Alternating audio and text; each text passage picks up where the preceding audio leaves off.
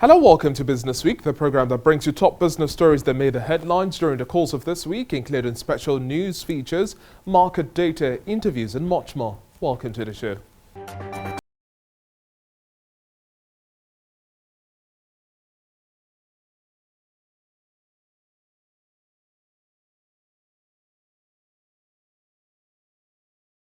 Of the biggest stories we tracked for you over the course of this week. On the local front, President Muhammadu Buhari has taken delivery of the first ever Nigeria-made cell phone called ITF Mobile. Now, the product was presented to him by the Minister of Industry, Trade and Investment, Niyi Adebayo, just before the commencement of the week's Federal Executive Council meeting at the Presidential Villa in Abuja. Nigeria recorded 3.94 trillion naira trade deficit in the first 3 months of this year, and the National Bureau of Statistics revealed that the country's total merchandise trade stood at 9.76 trillion naira, an increase of 6.99% over the value recorded in the fourth quarter of last year. Now, the Central Bank of Nigeria has also announced an increase in the amount of foreign exchange allocated to banks to meet the request of customers. And still talking financial matters, transactions through electronic payment channels in the country increased by 80 billion naira to hit 21.27 trillion naira in the month of May this year, against the 21.19 trillion naira recorded in April. On the international front now, China's import grew at the fastest pace in 10 years in the month of May, fueled by surging demand for raw materials, although export growth slowed more than expected, weighed by disruptions caused by the COVID-19 pandemic cases are the country's major southern ports. Germany says Ukraine should remain a transit country for Russian gas after President Vladimir Putin said it would depend on the former Soviet republic showing goodwill towards Moscow. And in the United States, the Justice Department in its latest move recovered some $2.3 million in cryptocurrency ransom paid by Colonial Pipeline Company, cracking down on the hackers who launched the most disruptive US cyber attack on record.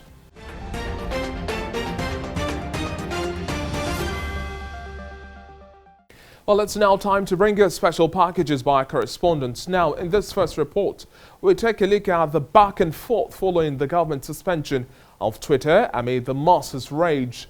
In one of the moves for this week, the Ministry of Foreign Affairs has sought the understanding of diplomatic community over Nigeria's decision to suspend Twitter activities within its shores indefinitely. Now, the Minister of Foreign Affairs, Geoffrey Yema, who received the envoy in his office, as Nigeria wants the continued partnership it had always enjoyed, especially in the fight against insecurity. Mia Thomas reports. The ban on Twitter by the Nigerian government has generated so much debate and attention, not only within its shores but also outside the country. Countries and leaders of the world have expressed disappointment and displeasure over the ban. Their fears is that Nigeria should not regress into a dictatorship like some of the countries that have already banned the use of social media. In a joint statement over the weekend, the US, UK, EU and Canada stressed on the need to respect the fundamental human rights of expression. Thank you very much. Worried over the statement, the Nigerian government, through the Ministry of Foreign Affairs, is meeting with some members of the diplomatic community to explain the stance of government. And the steps and very strong steps that need to be taken to address the security challenges of the country. They are all living here with us in Nigeria and have a first-hand view and experience of the security challenges we are facing. The minister insists that Nigerian lives matter and there is need to take seriously measures to preserve lives and properties.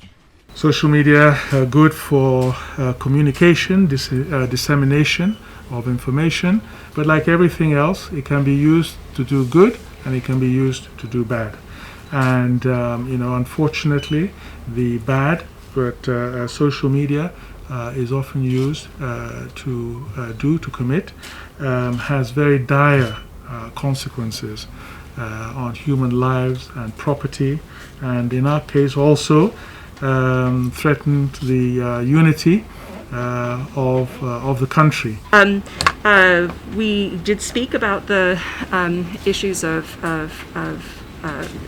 social media, and I think that our concern is to convey that, as President Biden said in his inauguration in January, it is actually when you're in your most troubled times often that our need for individual expression, open public conversations, and accountability is perhaps even greater.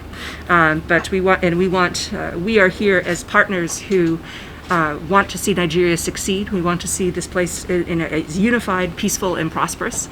The Foreign Affairs Minister, Geoffrey Onyema, says there is no duration for the suspension of Twitter, but reversing this decision can only be considered if Twitter commits to responsible communication.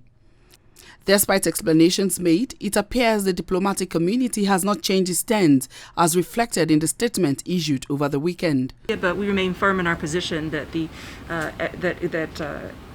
free access to the ability to express oneself is actually very important, and perhaps even more important in troubled times. And so we're glad to hear that they are interacting with Twitter. In this next report, the Federal Competition and Consumer Protection Commission is wielding the big stick on supermarket owners in the country. It wants them to operate in line with the provisions of its Act on Consumer Rights or risk sanctions. In a bid to check monopoly and protect consumers from unfair prices, President Muhammadu Buhari in 2019 assented to the Federal Competition and Consumer Protection Bill, thereby making it the Federal Competition and Consumer Protection Act 2019. To address the concerns of consumers, the FCCPC held a meeting with electricity consumers of Eko Electricity Distribution Company in Lagos on their challenges and the way forward in the electricity sector. Consumers who attended the meeting expressed their concerns and frustrations with the services of the DISCO, calling on the regulators to ensure transparency and accountability in the power sector. 3 days ago, making 10 months, I've been without power. What I want the FCC to do is that they are the voice of the voiceless, the humane of the humanes. I want them to help us, to help me especially because I've been blackout for the past 10 years. I have a family and kids, and anytime I go to Abuja, I don't see things that are happening in Lagos in Abuja. In one of our regulations, stipulations there that if you are unlawfully or illegally disconnected, you get compensated, by the day for the number of hours that you are disconnected. Meanwhile, FCCPC Chief Executive Officer Mr. Babatunde Erukera urged the distribution company to be transparent in their operations while admonishing consumers to be disciplined and civil in their engagement with the company. We receive too many complaints about electricity, and what we figured out is a good number of these complaints can be addressed if you can get the operators to the same table with their customers. The way to fix where we are, and the key component of how we get there, is for consumers not to feel complacent. No matter how aggravated, no matter how irritated, don't feel complacent. Demand your rights, articulate them strongly to those who provide services or goods to you. And when they don't respect it, insist on it. And even after your insistence, if they don't, reach out to the regulators. And now with those reports, we delve into the feature of the show today, bringing into perspective matters regarding transportation and logistics challenges along the nation's port corridor. Now, particularly looking at traffic congestion and the movement of cargo in Lagos. We have details of this conversation and much more in just a moment after this break. Don't go anywhere.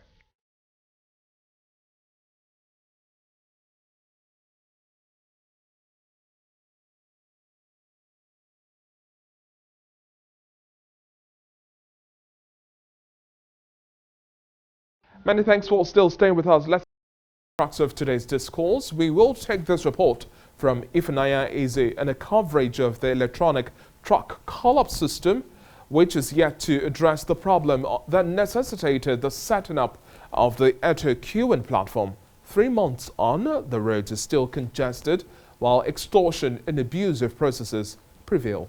Her reports. The introduction of the Eto electronic truck call-up system came with high expectations and assurances that it will solve the endemic traffic situation along the Lagos seaport environment and ensure that trucks access the ports in an orderly manner. But that is not the case 3 months after. The Committee of Maritime Truck Unions Association is questioning the payments made to operators of the call-up system. They are faulting the high concentration on revenue generation over the establishment of orderliness in the port system. They insist the system is exploitative.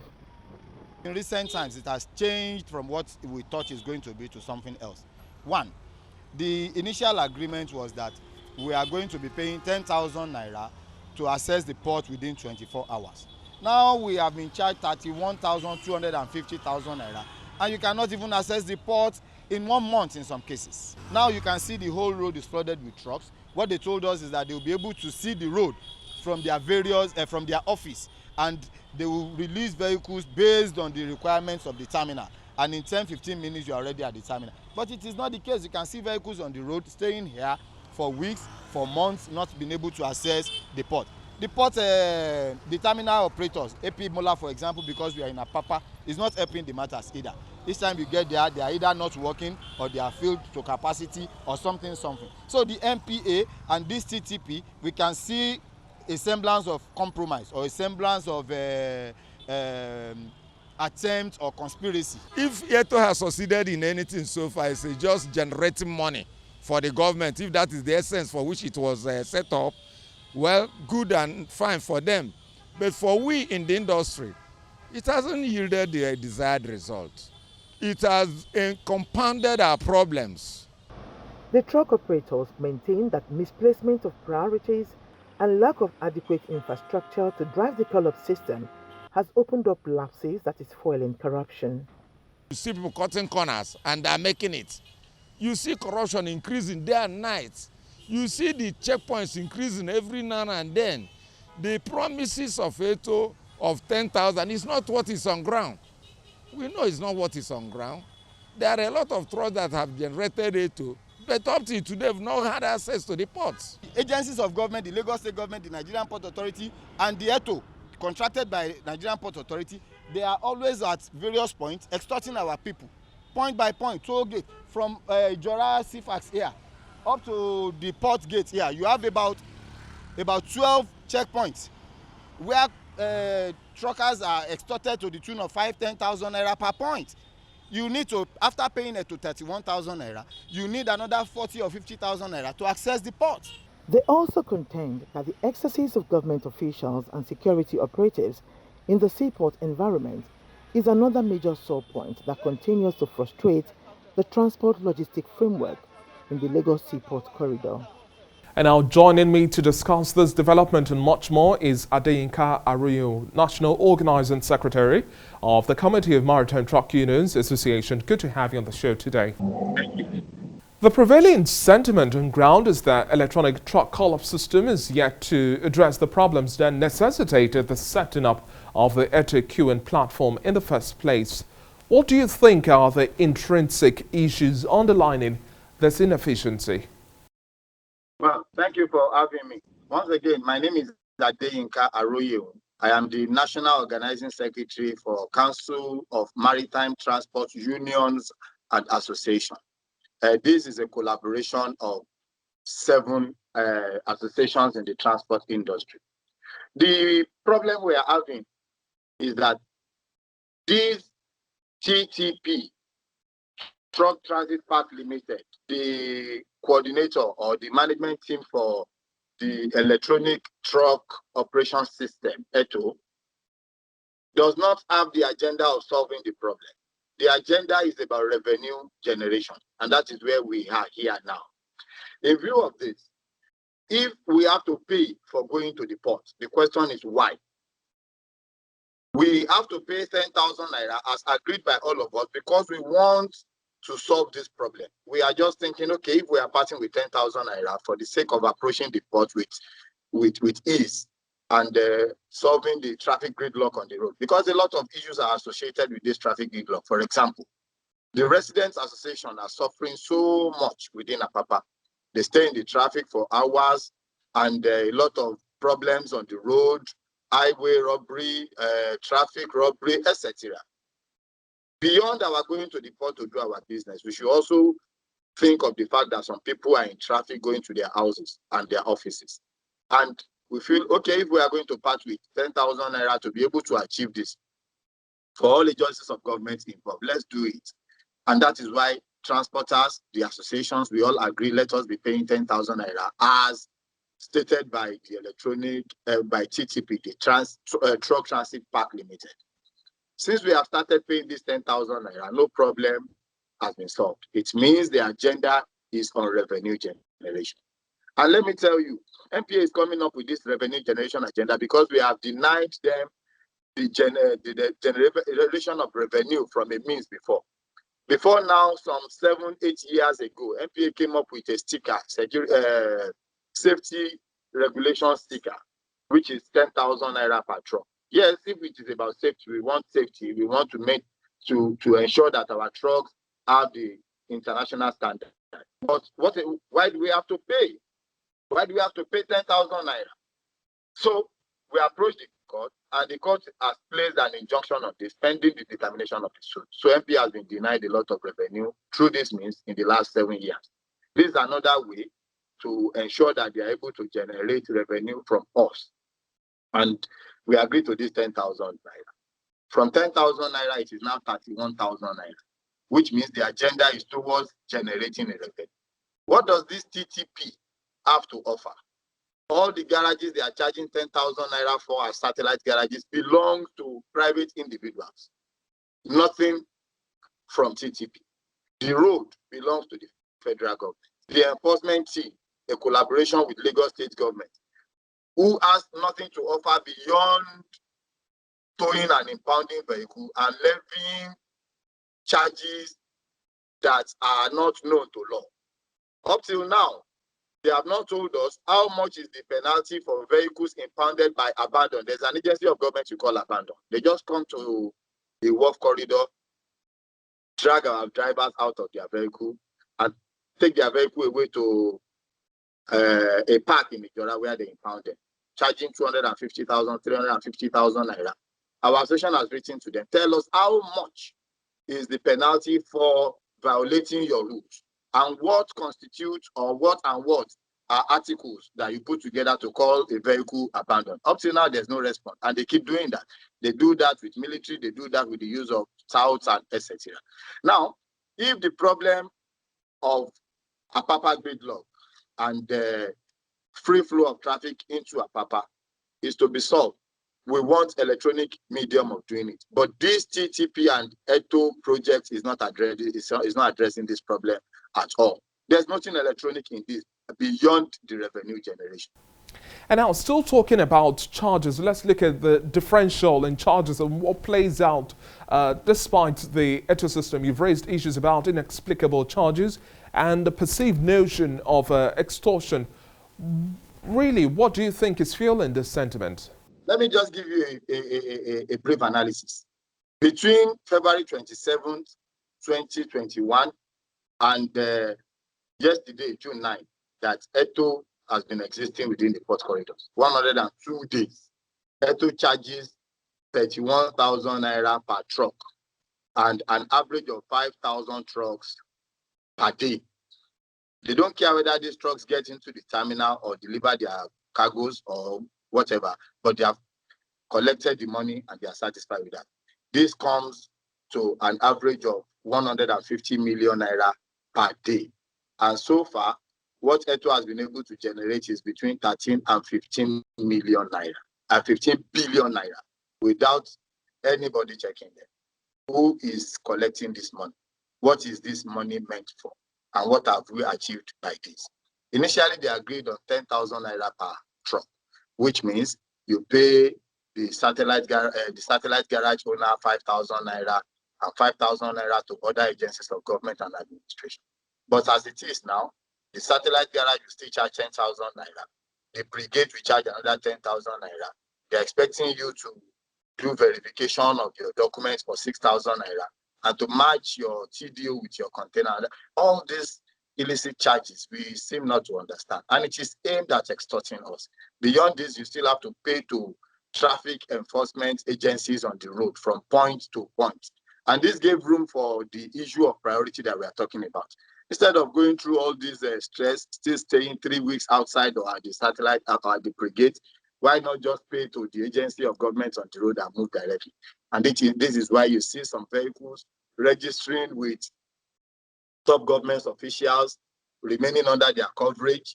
We have named names to the governor on this, that your personnel, your men are involved in this racketeering, and up till now, nothing has been done. The senior special assistant to the governor on CBD, who is the head of operations of this team from the Lagos state government, you will see vehicles flying in opposite direction to the traffic on daily basis in very high numbers, 50, 100, 200, and they will go through to the port.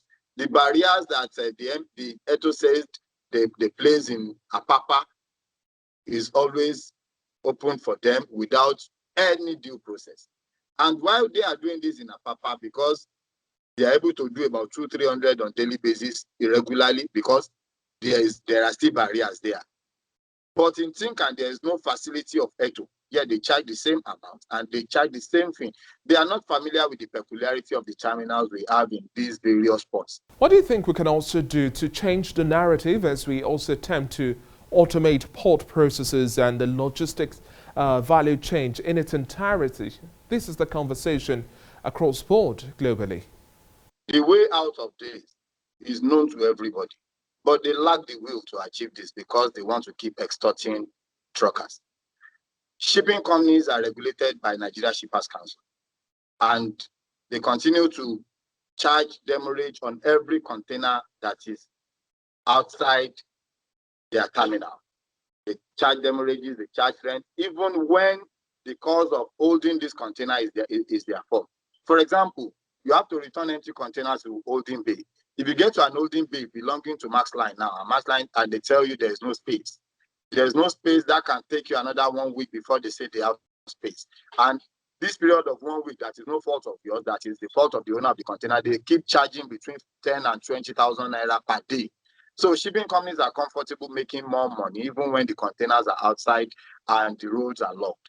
Therefore, Nigeria Shippers Council should come up with a more realistic regulation where the shipping companies will take responsibility of their container the moment you offload your cargo and you have signified intention to come and return their containers to them, rather than them continue to make money from inadequacies on their part.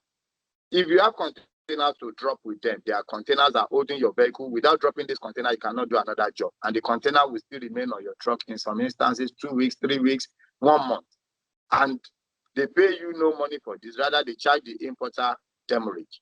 And this is not fair enough. This is not good. If the Nigerian Shippers Council can come up with regulation to ensure that the moment you are done with the cargo inside the container, the shipping company starts taking responsibility, I think the idea of seeing trucks with containers outside lingering the street will be reduced to the barest minimum. That is number one. Number two, on the part of the Nigerian Port Authority, who happens to be the technical regulator of the port, they have to concentrate more on the activities of the terminals within the port premises, such that it is not to the advantage of the terminal owners when they say we are not working or our system is down. Their system can be down, they may not be working, yet they will continue to charge demurrage and keep containers on trucks against the will of the truck owners. I think NPA should wake up in this area. Then the federal government road is where we are talking about, where we are expecting the Federal Road Safety Commission to wake up to the responsibility of ensuring that there is free flow on these corridors. What I think is that major stakeholders to be brought on board to be able to identify what vehicle has the right to go or not to go, instead of NPA taking responsibility, leaving their port gates and coming to Jurassic Fast, coming to Coconut, coming to Brawa to check call-ups. The situation is just that all hands have to be on deck. The government must show more realistic will in resolving these issues. And as part of the big issues we have to deal with now, we've had different attempts, committees upon committees, interagency collaborations to address congestion and other drawbacks. Really, adequate infrastructure is needed to drive initiatives such as the call-up system. Do you think we can objectively deal with the lapses in the road, rail and port infrastructure we have in the country? And what's your forecast? What we are seeing now is because the agenda is to generate revenue, to extort us and to make illicit wealth. And that is why the electronic system is failing. If it is working all over the world, what is wrong with it working in Nigeria? We all have where we park our vehicles. We all have our various parks. Even if your vehicle is parked in your house, anybody that has not parked his vehicle at the appropriate place should have to face the law. We have agreed with that, and we are cooperating with government in this regard. But the only thing we are having as a problem is the human interference and the insincerity on the part of the enforcement team. There is no implementation policy put in place. What you see is every morning they will just say we have booked and the vehicles are on the road and they will be kept there. The electronic thing, the platform, they don't have a good platform. They don't have an effective app to handle this situation. That brings the TTP, the ETO into question. If we have to book and you have to give us time to book between 12 a.m. and 12:30 a.m. to book your container, and the moment you log into the system at 12:01, you realize that it is no longer functioning. They will say we are closed for the day. That is not electronic enough. The electronic system as it is now, the TTP and ETO has really failed the government of Nigeria, and it is affecting us. Let me tell you the implication of this. Sometimes we carry perishable goods as exports that is destined to reach to countries like England, France, etc. in 1 week, and you end up spending like 3-4 weeks on the road. At the end of the day, before arriving at destination, you have the goods are spoiled, the goods have been damaged. So the electronic system has failed us, and it is telling so much negatively on the economy. Thank you very much for your time on the show today, Adeyinka Aroye. It's been a pleasure having you. Thank you very much. But just before we go, here's the graphic details of the representation we had in terms of foreign trade and then the deficits recorded in the first quarter of this year. Reports from the National Bureau of Statistics.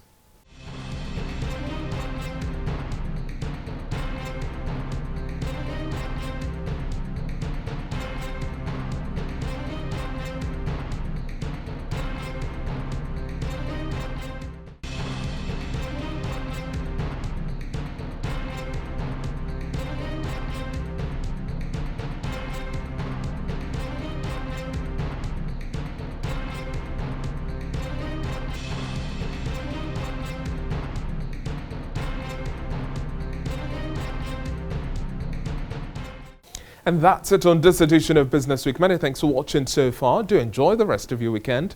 I'm David Alabi. Bye for now.